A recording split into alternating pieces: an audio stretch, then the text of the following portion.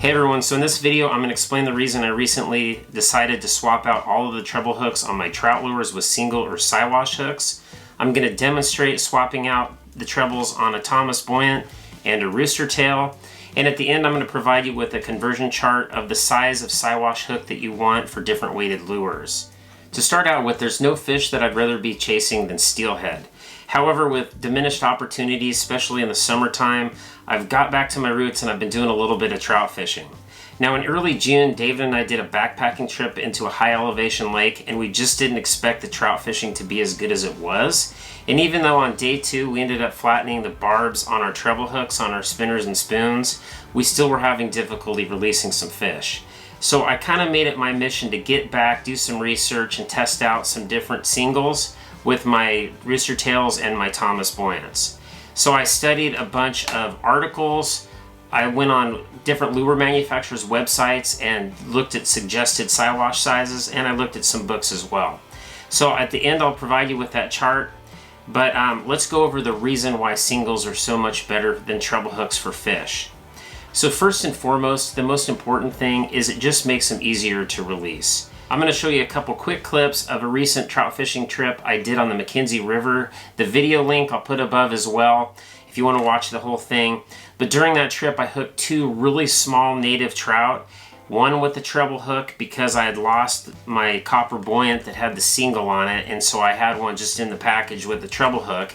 And then I ended up swapping out to a Rooster tail that had a single hook, and I hooked another small one, and it just goes to show how easy that was to get that thing released unharmed. Oh, right there, right in front of me, just a little tiny guy. Look at this little guy. See, this is why I don't like treble hooks. I'm gonna have to do some serious surgery on this little guy.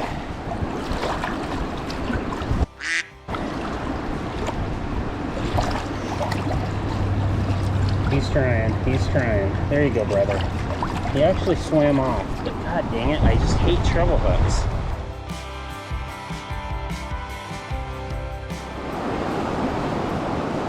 There we go. Oh, I missed it. Had one on for a second. Oh, I have it. Dude, are you serious? Look at this little thing. See if he can unhook himself. I just have a barbless single hook on there. Oh, there he goes. Nice.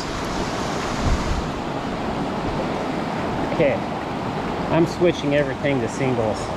I'm just going to flatten the barb when I'm not interested in keeping anything. So secondly, the other thing is once you do get these fish hooked, you're more likely to land those fish than you are with a treble hook. Now, what you'll find, and what I've found over the years, especially when I'm steelhead fishing, is you'll get more initial hookups with the treble hook because there's 3 points. But the treble hook actually works against itself because the other 2 hooks, if you've only got one pinned in, create kind of a pry bar effect at times. And because the wire is much smaller for similarly sized lures, using a Siwash hook to a treble hook, it's more likely to bend out. So what I would say is, yeah, you might miss a few initial hookups, but if you do get those fish pinned, you're going to land them more likely than not. Lastly, you're going to lose less lures. Having just a single hook, you're less likely to get hung up on the bottom of the river than you would with a treble hook. At least that's been my experience when steelhead fishing with singles, which I've almost exclusively switched out to singles with spoons and spinners on my steelhead equipment as well. The other thing I wanted to point out is, especially for steelhead fishing, I like to put my spoons and spinners in these small plastic Ziploc bags. That way I can just throw them in my chest pack and I don't have to carry a separate tackle box for spinners and spoons. So that's another nice thing, it just makes them easier to manage. I also noticed that in my tackle box, this is the tackle box I've been using, having single hooks, you're less likely to have all those hooks just stuck together when you have a bunch of spinners or spoons in one compartment. So anyway, so let's go ahead and get started. I'll get my other camera running here, my trusty old iPhone. I just wanted to be able to get a little bit more of a close-up for you. So to start out with, the tools you're going to need is you're going to need a pair of wire cutters that cut all the way to the tip, and you're going to need a pair of split ring pliers. I don't know if you can see that, it has a little hook on the end. Now, not all split ring pliers are created equal. Some of them are a little too fat to work with trout size split rings. So I actually found this pair a long time ago. I wish I could remember where, but I found some similar ones on Amazon. I'll put the links below if you don't have a pair of these and you want to invest in them. I haven't used the ones that I'm going to put the link, but I'm just going to find some that are similar for you. So let's get started. So I've got one of my trusty copper Thomas Buoyants. This is a 1/6 ounce. Get that out of the package. Get rid of that. So starting out with the Thomas Buoyant, you can see the treble hook is connected to the spoon with the split ring. It looks like a small keychain essentially. So this is where you need your split ring pliers. I'm going to take that hook on that split ring plier and kind of dig it into there. You can see that that opens up that split ring. Just enables you to get that treble hook off easier without having to use your fingernail. So there you have it.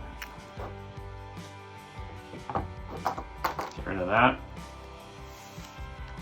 So the hook I recommend is a size 4 Gamakatsu Siwash hook. Now these have an open eye, but because we're using that split ring, we're going to close the eye. It's just for ease of operation. So I'm going to go ahead and I'm going to close that with my split ring pliers. Now I'm going to take my Thomas Buoyant spoon and I'm going to use the split ring pliers to get that open. Now there's a wrong and a right way to do this, and I'll explain that in just a second here. But you want the hook point to be on the inside, pointing towards the concave portion of the spoon. And I'll explain in just a second. Go ahead and roll that on there. Just going to finish it by hand. Okay, so you can see I've got that hook point on the concave side, just like that. So this is why this is so important. If a fish comes up and grabs this lure, you can see how much more gap, which is the distance between the hook shank and the point, that there is that fish can get hooked by. Now if you put that hook on the wrong way, like this, you can see that if a fish grabs that, there's much more opportunity for it to miss that hook point. So there you have it. Thomas Buoyant with the size 4 single Siwash. Okay, so next I'm going to do a rooster tail. This is a 1/6 ounce rainbow trout rooster tail. Get that out of the package. So just so you understand, the spinner has several components. The wire, which holds everything together. It's got the body, a clevis, it's got the actual blade, and a bearing or a little metal bead. But underneath the hackle portion, there is basically a round eye in there. Now, when you're doing this, you want to be really careful not to cut or damage any of this hackle. I truly believe with the rooster tail, that is what really helps get bites, especially right when that lure hits the water, because it just looks more like a bug appearance. So be careful not to cut or damage any of those hackles while you're doing this. This is where you need your wire cutters. So back to this camera. So underneath here, be really careful with this hackle, but you can see there's a loop in the bottom of that spinner wire. You kind of have to bend that back, you can see that. So you don't want to cut that. So orient the hook to where you can see the top of that treble hook, the eye. So you can do this one of two ways. You can cut the eye of that treble hook in 2 spots, or you can cut it in 1 spot and just kind of bend it back. I find it's easier just to cut it in 2 different spots. So you can see the eye on that treble hook. I come in on this side here, being really careful not to cut any of the hackle. And I go ahead and make a cut on this side. And what I do is I spin it around and I just cut this other side as well. And then that allows that hook to just come right off of there. Just like so. So I'm going to toss that in the garbage. Now on a size 1/6 ounce, I have found that you can use either a size 6 or a size 4. I'm going to put a size 6 on here. So I've got my size 6 Siwash with open eye, and I'm just going to take that eye and thread it through that loop in that wire. And here all you got to do is come in here and close that eye with, I just use the split ring pliers. Again, being really careful not to damage that hackle. So that's closed. And there you have it. So I'm going to get back to work, continuing to swap out all these treble hooks with singles or Siwash. Again, I recommend the Gamakatsu Siwash hooks. I'm going to put a conversion chart at the end. I also have the conversion chart on my Rage Fishing Facebook page and on Instagram at Steelhead Rage if you want to go there just to save the photo. If the tip was helpful, make sure to hit subscribe, turn on the notification bell so you don't miss future videos. If you have any questions or comments, make sure to leave them in the comment field below. I always get back to everybody.